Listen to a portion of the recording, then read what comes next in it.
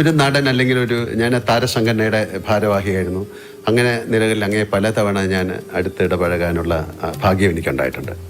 അപ്പോൾ എല്ലാം ഞാൻ ശ്രദ്ധിച്ചിട്ടുള്ള ഒരു കാര്യം, ഏതാണ്ട് സാറിന് 30 വർഷം മുമ്പായിരിക്കാം കാണുന്നത്. അന്നും ഇന്നും അങ്ങയുടെ പെരുമാറ്റത്തിലോ രൂപഭാവാദികളിലോ യാതൊരു മാറ്റവും ഉണ്ടായിട്ടില്ല എന്നതാണ്. അത് എങ്ങനെയാണ് സാധിച്ചെടുക്കുന്നത്?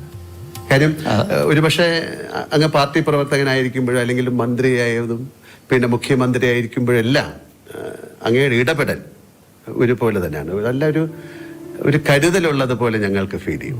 സാധാരണ മനുഷ്യരുടെ കാലം ചെല്ലുമ്പോൾ അവരുടെ പദവികൾക്കും വളർച്ചയ്ക്കും ഒത്ത് പല മാറ്റങ്ങളും കാണാറുണ്ട്. പക്ഷെ അങ്ങയിൽ ഞാനിതൊന്നും കണ്ടിട്ടില്ല എന്നുള്ളത് വളരെ സത്യമായ ഒരു കാര്യമാണ്.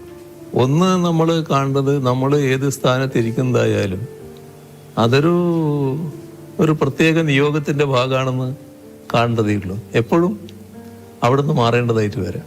ആ ഒരു ധാരണ നമ്മുടെ ഉള്ളിലുണ്ടാവണം. ആ മാറ്റത്തെ പൂർണ്ണമായിട്ട് ഉൾക്കൊള്ളാൻ നമുക്ക് സാധിക്കണം. അന്ന് ഇപ്പോൾ മാറണം എന്ന് പറഞ്ഞാൽ ആ മാറുമ്പോൾ ഒരു പ്രയാസവും ഉണ്ടാകരുത്.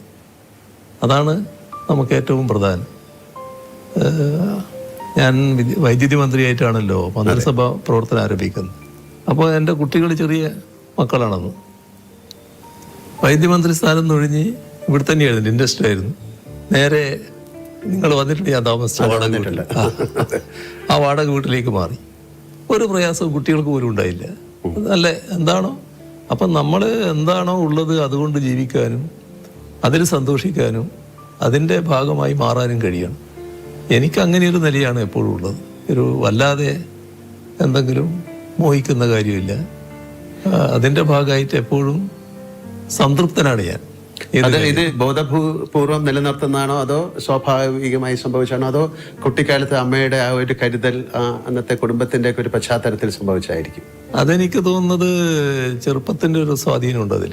ഈ ചെറുപ്പത്തിൽ ധാരാളം ഈ മറ്റ് കഥകൾ വായിക്കുമായിരുന്നു.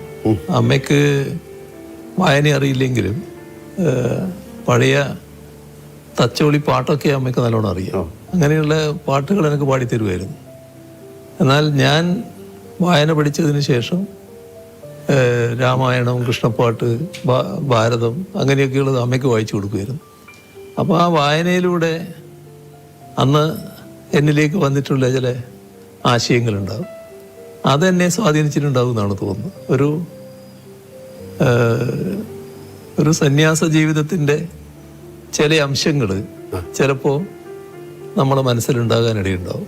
അതുകൊണ്ടായിരിക്കാം വലിയ മറ്റു മോഹങ്ങൾ അധികം ഇല്ലാതെ വരുന്നത്. വലിയ കർക്കശക്കാരൻ എന്നൊരു പേരുണ്ട്, അല്ല അതുകൊണ്ട് ചോദിച്ചാണ്. പക്ഷെ അപ്പൊ എന്റെ കണ്ടെത്തലുകൾ ശരിയായിരുന്നു എന്ന് ഞാൻ വിശ്വസിക്കുന്നു.